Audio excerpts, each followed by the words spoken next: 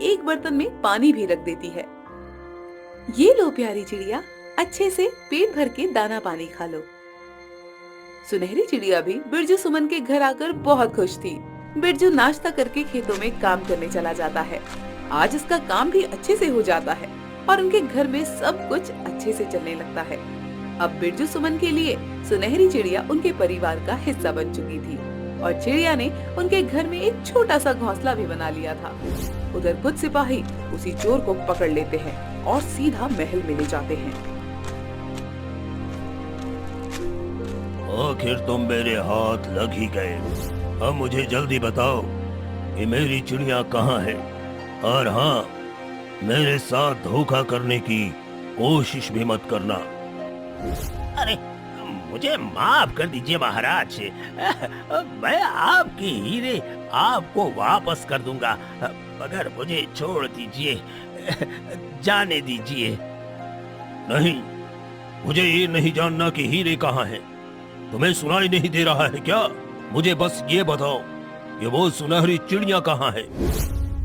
महाराज का सवाल सुनकर चोर चौंक जाता है।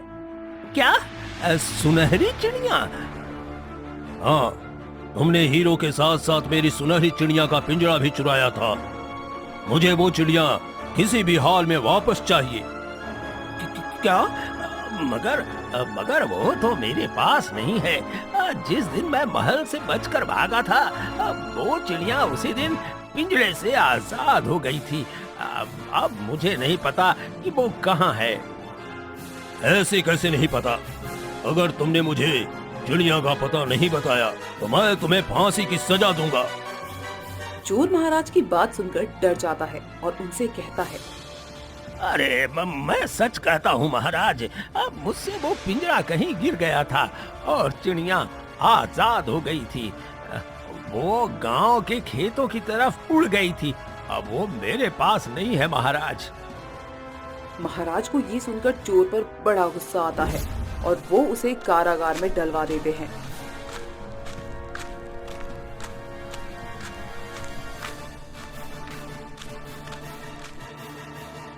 इसके बाद वो सिपाहियों से कहते हैं, चाहे कुछ भी हो, मुझे वो चिड़िया वापस चाहिए। तुम सब गांव के पास वाले खेत में जाओ और आसपास मेरी सुनहरी चिड़िया को ढूंढो।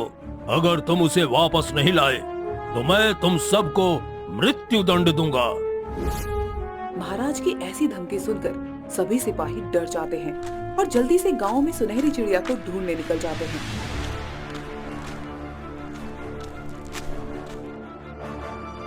उधर बिरजू अपने खेतों में काम कर रहा था और सुमन घर संभाल रही थी। सुनहरी चिड़िया भी सुमन के साथ घर में ही अपने घोंसले में शांति से बैठी हुई थी। लेकिन तभी कुछ सिपाही वहां सुनहरी चिड़िया को ढूंढते ढूंढते आ जाते हैं। अरे भाई, ये महाराज को क्या हो गया भाई? वो एक चिड़िया के पीछे क्यों पड़े हुए हैं? एक जरा सा चिड़िया के पीछे वो हम सबको मृत्यु दंड देने को तैयार है। भाई, ये तो मैं भी नहीं समझ पा रहा। मंत्री जी का कहना है कि ये सुनहरी चिड़िया ही शायद महाराज के भाग की चाबी थी और इसलिए उसके चोरी हो जाने के बाद से महाराज इतना परेशान है। ये तो बड़ी अजीब बात है भाई। भला एक छोटी सी चिड़िया किसी के भाग की चाबी कैसे हो सकती है? महाराज इतने बड़े व्यक्ति होकर भी ऐसी बातों पर यकीन रखते हैं। अरे पता नहीं, मगर हमें जल्दी से उसे ढूंढना होगा, वरना हमारी जान पे बन आएगी। अगर महाराज को चिड़िया वापस नहीं मिली तो पता नहीं वो हमारा क्या कर बैठेंगे।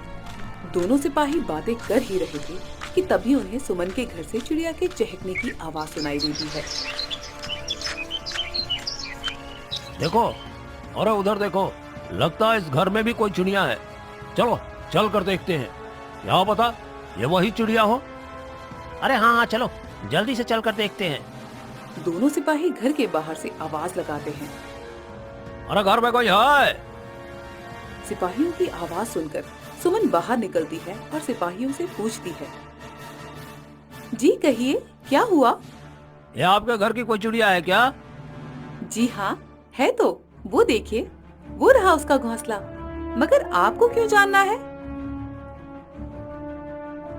जैसे ही सिपाही सुनहरी चिड़िया का घोंसला देखते हैं, वो समझ जाते हैं कि महाराज इसी चिड़िया को ढूंढ रहे हैं।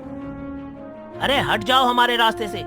ये महाराज की शाही सुनहरी चिड़िया है, इसे हमें वापस कर दो, वरना तुम पर चोरी का इल्जाम लग जाएगा। सिपाहियों की बात सुनकर सुमन बहुत डर जाती है। क्या? ये आप क्या कह रहे हैं? ये महाराज की चिड़िया नहीं है और हमने कोई चोरी नहीं की है। ये तो हमारे पास खुद आई थी। और जो भी हो, अब हम इसे पकड़कर वापस ले जा रहे हैं।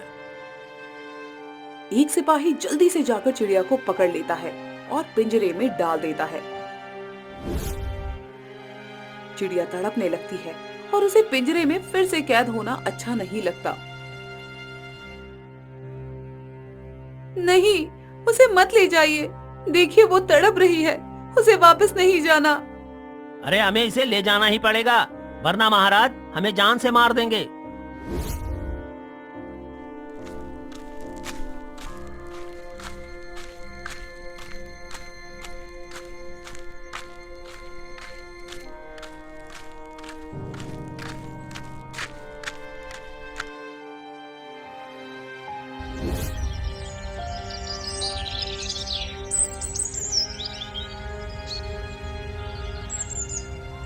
मेरी सुनहरी चिड़िया, तुम वापस आ गई।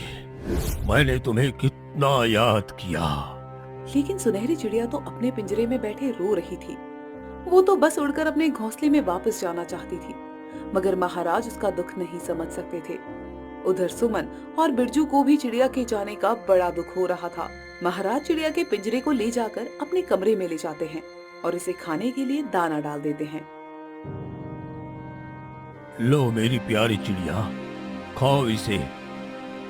लेकिन सुनहरी चिड़िया अन्न का एक दाना भी नहीं चुगती। दिन बीतते जाते हैं और चिड़िया महाराज के महल में खाने पीने का त्याग कर देती है। इस वजह से 2 ही दिन में उस सुनहरी चिड़िया की मौत हो जाती है। ये देखकर महाराज को बहुत दुख होता है। जैसे ही वो सुनहरी चिड़िया के शरीर को अपने हाथ में उठाते हैं, वो मृत चिड़िया एक परी में बदल जाती है और महाराज से कहती है, मैं एक जादुई चिड़िया थी, मैं तुम्हारे भाग्य की चाबी थी, लेकिन इसका अर्थ ये नहीं था कि तुम मुझे कैद करके हमेशा अपने साथ रखोगे। तुमने मुझे बहुत दुख दिया और मुझे वापस मेरे घर नहीं जाने दिया।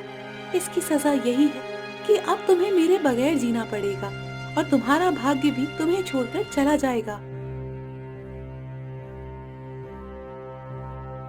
ये कहकर परी हवा में गायब हो जाती है और महाराज को उसके हाल पर छोड़ देती है।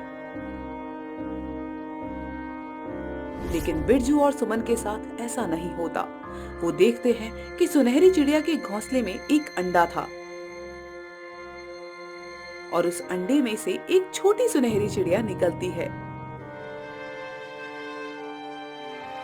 वो सुमन और बिरजू के भाग्य की चाबी थी और वो उसका बड़ा ध्यान रखने लगते हैं।